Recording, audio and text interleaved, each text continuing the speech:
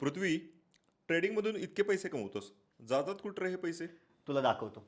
हे आहे माझं watch collection more than 45 lakhs रुपीजचं. सो जेव्हा तुम्ही ऑटोमॅटिक वॉचेस यूज करता तुम्हाला लागतो एक वाइंडर, आणि हा वाइंडर मला पडला होता अराउंड 3 लाख रुपीज, आणि हा मी जपानवरून मागवला होता. पूर्णपणे कस्टम मेड आहे, खास माझ्यासाठी.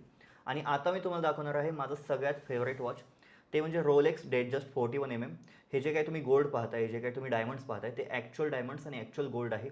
आणि हे वॉच मी घेतलं होतं अराउंड 15.83 लाख रुपीजना. सो हे जे दोन वॉचेस तुम्ही पाहताय हे दोन्ही ओमेगा आहेत, दोन्ही सी मास्टर एडिशन आहेत. हे जे आहे ते जेम्स बॉन्ड एडिशन आहे, आणि हे जे आहे ते प्लॅनेट ओशन आहे. So this cost me around 10.32 lakhs and this cost me around 7.24 lakh rupees. So त्यानंतर हे आहे माझं कार्टियरचं सँटोस, आणि हे पूर्णपणे व्हाईटमध्ये आहे, खूप छान दिसतं फॉर्मल्सवरती. And this cost me around 7.50 lakh rupees. And these two watches, हे जे दोन वॉचेस आहेत ते सिको मॉड आहेत. हे आहे नॉटिलस मॉड आणि हे आहे डेटोना मॉड. हे दोन्ही मला पडले होते अराउंड 25,000 रुपीज इच.